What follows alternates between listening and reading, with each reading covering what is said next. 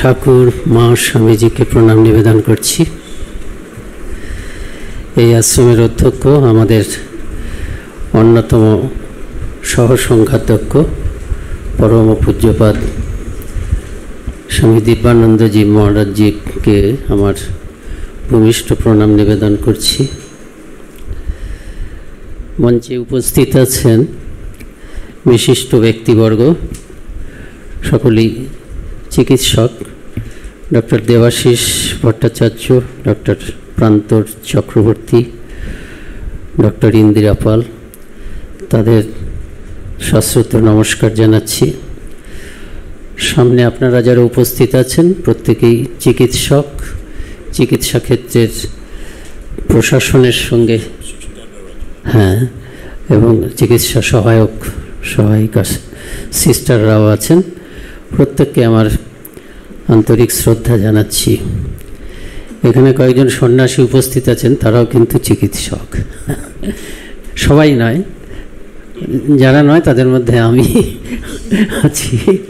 আর যিনি আমাদের সামনে এইসব উপহারগুলো দিলেন তিনিও সম্ভবত দেবুও বোধহয় চিকিৎসক নয়, তাই না? ওরা চিকিৎসক নয়, প্রসূন শুভদীপ এরা চিকিৎসক।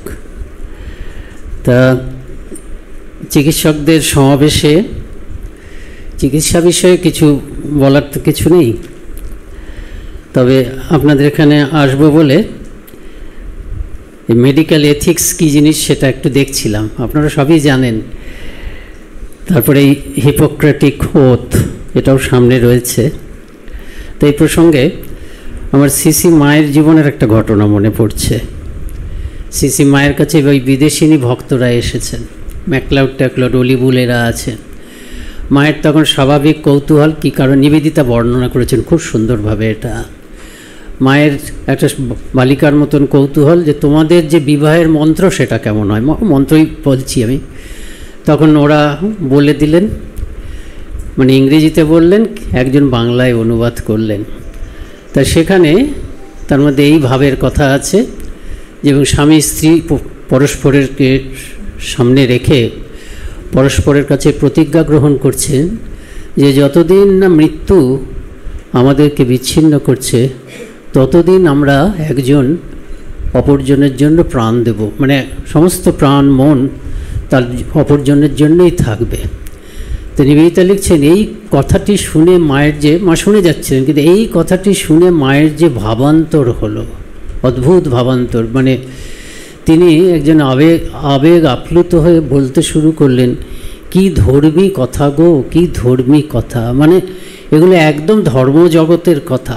মা ধর্ম বলতে যা বোঝেন এই উচ্চ আদর্শ, যে অন্যের জন্য আত্মিকতা, অন্যের জন্য আত্মসমর্পণ।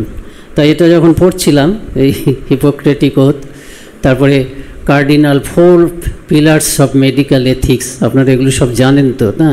প্রথমেই প্রতিজ্ঞা করছি আমি অন্যের কল্যাণ করার চেষ্টা করব, বেনিফিশিয়েন্স। তারপর অন্যের কখনো ক্ষতি করব না, এটাও একটা যে নন ম্যালিফিশেন্স, এগুলো তো আপনাদের জানা আছে নিশ্চয়ই। তারপরে হচ্ছে জাস্টিস। জাস্টিস মানে আমি যে চিকিৎসা সেবা দেব সেখানে কোনো পক্ষপাতিত্ব থাকবে না, সাধ্য মতন চেষ্টা করব যে আমার চিকিৎসা পরিষেবা যেন সকলের কাছে সমভাবে পৌঁছে যায়। আরেকটা হচ্ছে ইন্টারেস্টিং, আমার নিজের কাছে ইন্টারেস্টিং হলো অটোনমি। অটোনমি মানে হচ্ছে যে যিনি রোগী হচ্ছেন তিনি তার ব্যক্তিসত্তা আছে, তার ইন্ডিভিজুয়ালিটিটাকে মর্যাদা দিতে হবে। অর্থাৎ তার চিকিৎসাতে যতদূর সম্ভব তিনি যদি কথা বলার মতন অবস্থায় যতদিন পর্যন্ত থাকছেন ততদিন পর্যন্ত তিনি সেই চিকিৎসাটা চাচ্ছেন কি না, চিকিৎসার ব্যাপারে তার সিদ্ধান্ত নিতে হবে। আর কথা বলার মতন অবস্থায় নেই তখন আগে তিনি কি বলেছিলেন এই সবগুলি, মানে মর্যাদা দেওয়া, সকলকে মর্যাদা দেওয়া, সেবা করা এবং সকলকে মর্যাদা দেওয়া, এগুলো হচ্ছে ধর্মীয় কথা। ধর্মীয় কথা আরও বেশি করে বলা যায়, আরও মানে নিখুঁতভাবে বলতে হলে আমরা রামকৃষ্ণ ভাবধারার ধর্মজগতের মানুষ, এই সন্ন্যাসী বা এই ভাবধারায় আপ্লুত, এই ভাবধারাকে মানে নিয়োজিত যেসব মানুষ আছেন, তার মধ্যে আপনারাও আছেন, ভক্তবৃন্দ আছেন, তারা ধর্ম বলতে যা বুঝি তার মধ্যেই পরোপকার সেবাটা একটা হচ্ছে আবশ্যিক অঙ্গ। আমরা সত্য কথা ছাড়া আমরা অন্য কিছু বলতে পারি না। আপনি বলবেন যে মিথ্যা কথা কি আমরা বলি? না, সত্য কথাটা অন্যভাবে ধরতে হবে। আমরা যখন সত্য বলি, ব্রহ্ম সত্য, জগৎ মিথ্যা, এটা এই বাচনিক সত্য নয়। যে বাচনিক সত্য তার মিনস, কিন্তু যে সত্য কথাটা আমরা বলি সেটা হচ্ছে চিরকালীন সত্য। এই চিরকালীন সত্য ছাড়া মানে কোনো কিছুই পাল্টাবে না, নিত্য সত্য। যেমন ধরুন এই সভাটা, এটা সত্য, কিন্তু এই কিছুক্ষণ সময়ের জন্য, এই 12:30 পর্যন্ত। আবার এই সভাটা সত্য, কিন্তু শুধু এই ঘরের মধ্যে সত্য, শুধু কাশীপুর উদ্যানবাটিতে সত্য। এটাকে আমরা বলি বাধিত সত্য, লিমিটেড ট্রুথ, এবং আপেক্ষিক সত্য, রিলেটিভ ট্রুথ। কিন্তু এরকম দেখলে দেখা যায় কোনো সত্য এরকম নেই যেটা লিমিটেড সত্য নয়, বাধিত সত্য নয়। কালের দ্বারা বাধিত, মানে সময়ের দ্বারা বাধিত, আবার স্থানের দ্বারা বাধিত, এরকম সত্য। কিন্তু এই যেগুলো কালের দ্বারা বাধিত সত্য, সময়ের দ্বারা বাধিত সত্য, স্থানের দ্বারা বাধিত সত্য, সেগুলোকে আমরা মিথ্যা কথা বলি। মিথ্যা কথা বলছো কেন আমরা যে প্রচলিতভাবে বলি সেটা নেই, সেটা অর্থে ব্রহ্মসত্য, জগৎ মিথ্যা। এখন সেই সত্যে আমাদের পৌঁছতে হবে। বলা হয়, স্বামীজি বলেছেন এইভাবে, যে আমরা যা কাজ করছি, যা চিন্তা করছি, সচেতনভাবে করি বা অচেতনভাবে করি, আমরা কিন্তু ওই সত্যটার দিকে এগিয়ে যাচ্ছি। স্বামীজি, এবং সেই সত্যে পৌঁছানোটাকে স্বামীজি বলছে মুক্তি লাভ করা, ফ্রিডম। যেন স্বামীজি বারবার ধরে বলতেন না, freedom is the first condition of growth. যে কোনো মানুষ কিন্তু ফ্রিডম, স্বাধীনতা চাচ্ছে। এবং স্বামীজির উদাহরণটা কি সুন্দর, বলছে যে চোর যে, সেও কিন্তু অজ্ঞাতসারে ওই সত্যের দিকে বা ওই মুক্তি, স্বাধীনতাটা চাচ্ছে। আর সাধু যে একেবারে ভগবান লাভ করবে বলেই একদম জীবন পণ করেছে, সেও কিন্তু ওই স্বাধীনতাটাই চাচ্ছে। সাধু এবং চোরের মধ্যে তফাৎ হচ্ছে কি, চোর হচ্ছে জানে না, চোরের একটা অভাব আছে, না জেনে শুনে সে যাচ্ছে, তার জন্য সে চুরি করছে, ভুল পথে যাচ্ছে, যার জন্য যদিও সে স্বাধীনতা চাচ্ছে, স্বাধীনতা চাইতে গিয়ে সে আরও তার বন্ডেজ বাড়াচ্ছে। আর সাধু বা প্রকৃত যে ধার্মিক, সে সঠিক পথটা জানে, সেই জন্য সে সঠিক পথ ধরে সেই সত্যে পৌঁছচ্ছে। এবং স্বামীজি বলছেন যে এই যুগে আমি সেই সত্যে পৌঁছানোর একটা নতুন রাস্তা করে দিয়ে গেলাম। সেটা হচ্ছে কি, সেবার মাধ্যমে পৌঁছে যাবে, যে কোনো কাজের মাধ্যমে পৌঁছানো যাবে। এটা স্বামীজি যে নতুন কথা বললেন তা নয়, এটা আমাদের নিজেদেরই কথা, মানে চিরন্তন হিন্দু ধর্মের চিরন্তন কথা। কিন্তু স্ট্রেস দিলেন, এই যে আমরা বলি অবতার যুগে যুগে আসেন, অবতার নতুন কিছু কথা বলেন না, নতুন কথাকে আমরা খুব গুরুত্ব দিই না সেই চরম সত্যের দিক থেকে। আপনারা অনেকেই হয়তো স্বামীজির রচনাবলী পড়েছেন, তো সেই রচনাবলীর শুরুতে নিবেদিতার একটা অসাধারণ ভূমিকা আছে। নিবেদিতা এই যে শিকাগো ধর্মসভায় স্বামীজি বক্তৃতা করলেন, সেটা তো খুবই প্রশংসা করতে গিয়ে আপাত দৃষ্টিতে যেন পরস্পর বিরোধী একটা কথা বলছেন। যে স্বামীজি যে কথাগুলো বললেন সেগুলো কি নতুন কথা বললেন, এই প্রশ্ন করে নিজেই উত্তর দিচ্ছেন, না নতুন কথা বললেন না। নতুন কথা যদি বলতেন তাহলে বিবেকানন্দকে আমরা তো মাথায় করে রাখতাম না। তা এটা বলতে গিয়ে তিনি বলছেন তিনি চিরন্তন সত্যের কথা বলেছেন, চিরন্তন সত্যের কথা। আবার পরেই বলছেন, তবে কি নতুন কিছুই বলেননি? হ্যাঁ, নতুনও বলেছেন। চিরন্তন সত্যকে কিভাবে এই যুগে নতুন করে জীবনে আনা যায় সেই কথা বলছেন। তো যাই হোক, ওরা যে স্ট্রেস দেন, বিভিন্ন যুগে এসে এক একটা জিনিসের উপর স্ট্রেস দেন, সেটার হচ্ছে কথা।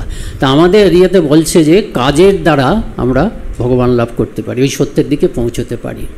তা কাজ, যে কোনো কাজ, এমন একটা রাস্তা করে দিয়ে গেলাম যে লোকে এক ছিলেন তামাক সেজে দেওয়াটাকে 1000 জপের থেকে বেশি বলে মনে করবে। জোর দিলেন সেবার উপরে। স্বামীজি ঠাকুরের কাছ থেকে পেয়েছেন যে সেবার থেকে যদি কাজ বলা যায়, সেবার থেকে মহৎ কাজ নেই। আর যদি ধর্ম বলা যায় তাহলেও সেবার থেকে মহৎ ধর্ম নেই।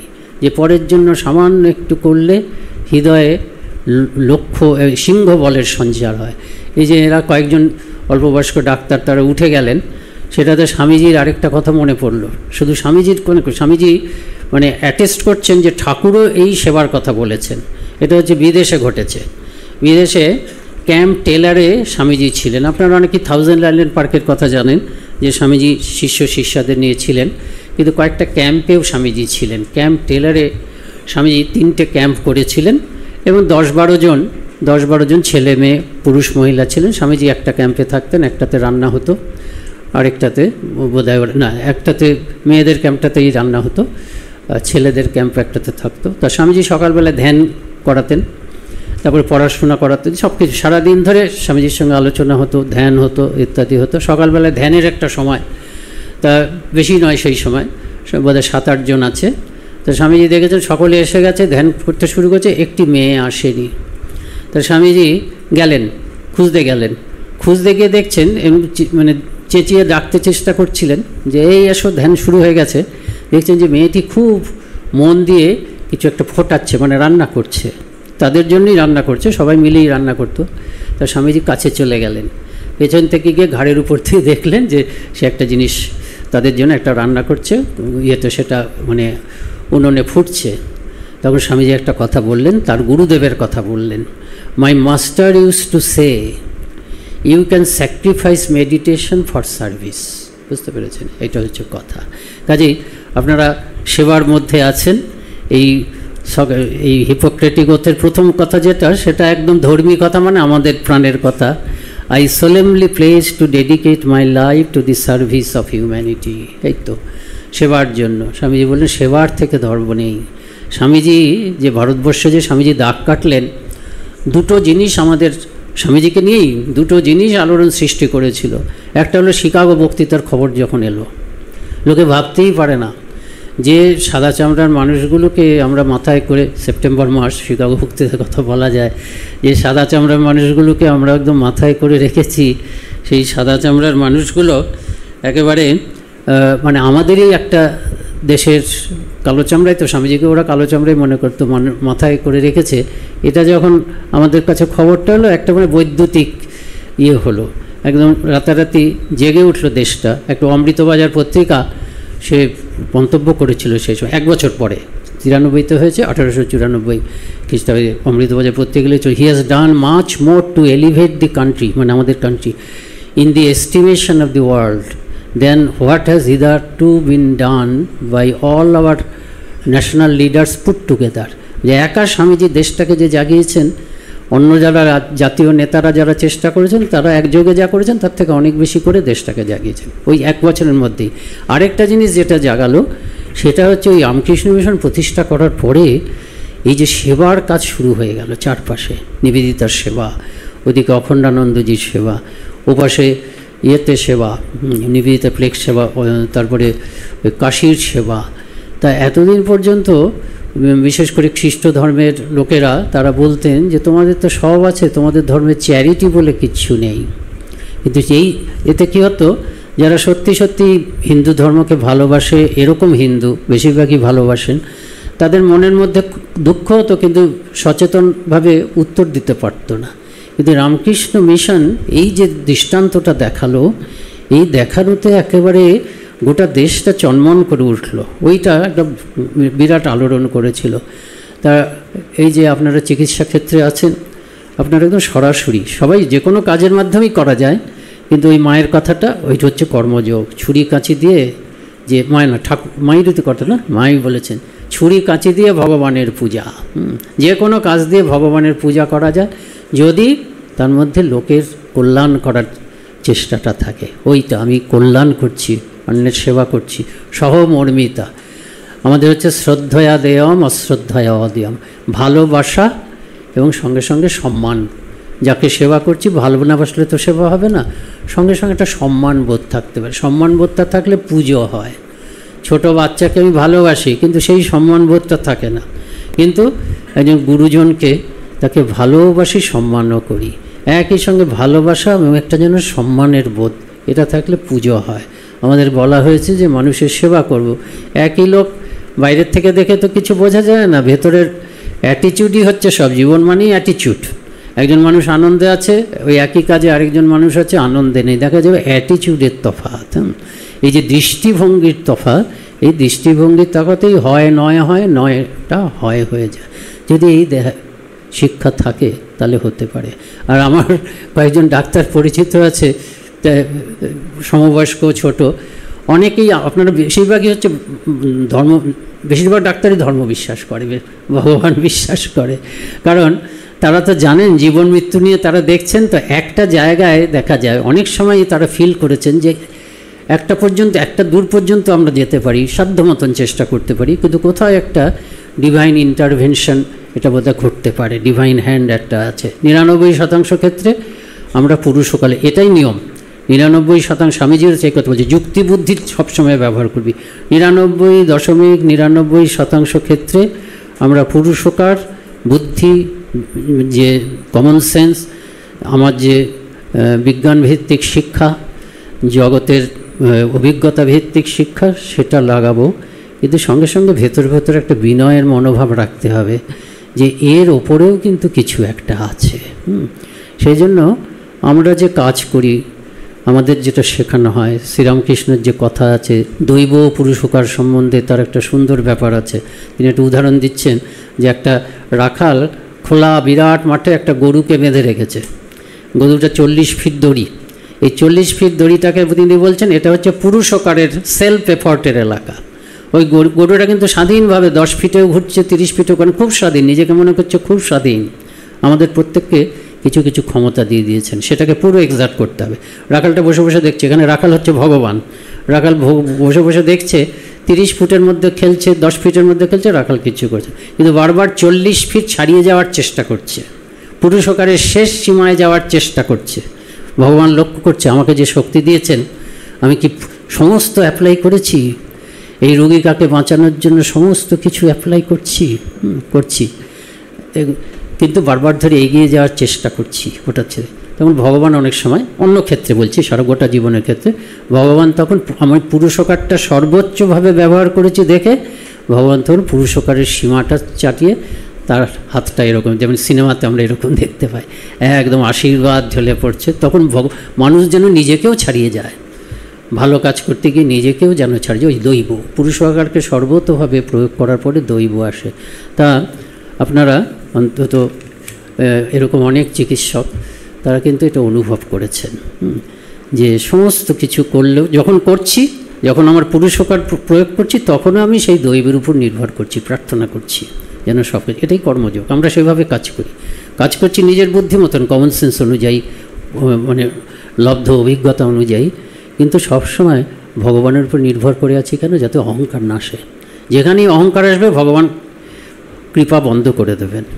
সেই জন্য অহংকারকে আটকানোর জন্য এই ভগবানের উপর নির্ভর করতে হয়। যে কোনো ক্ষেত্রে ভগবানের উপর নির্ভর করে নিজের সমস্ত সামর্থ্য প্রয়োগ করা, এটা তো হচ্ছে সাফল্যের উপর। তা যাই হোক, আপনাদের সকলের কল্যাণ হোক। আমাদের মহারাজ পিতৃসুলভভাবে যে কথাটার দিকে আকর্ষণ করেছেন, সেটা আপনাদের মনে রাখতে বলছি। নিজেদেরকে আপনারা সুস্থ রাখুন, কেন সবাই আপনাদেরকে ভগবান মনে করেন। অসুস্থ লোক তা হচ্ছে আপনারা ভগবান, এরকম একটা মহান প্রফেশন। প্রত্যেকেই আমাদের একটা বৃত্তি অবলম্বন করতে হয়, কারণ আমরা যারা গৃহী তাদের হচ্ছে স্বাবলম্বী হওয়ার হচ্ছে ধর্ম। স্বাবলম্বী হওয়া, ঠাকুর শুধু হাজরাকে নিন্দা করেছেন। স্বামীজি বলছেন এই মানুষটি কোনোদিন কাউকে নিন্দা করেনি, একজনকে নিন্দা করেছেন, হাজরাকে নিন্দা করতে ভালোবাসতেন। একটা কারণ যে তিনি গৃহী হওয়ার সত্ত্বেও তিনি স্বাবলম্বী হওয়ার চেষ্টা করছেন না। কাজেই আপনারা আমরা যখন গৃহী, আমাদেরকে স্বাবলম্বী হতেই হবে। যে কোনো একটা অর্থকরী মানে বৃত্তি আমাদের নিতেই হবে। কিন্তু মহা সৌভাগ্য বলে আপনাদের এই অর্থকরী বৃত্তিটি এমন, যেটির সঙ্গে একদম মানুষের সেবা একদম অঙ্গাঙ্গিভাবে, প্রত্যক্ষ সেবা অঙ্গাঙ্গিভাবে জড়িয়ে আছে।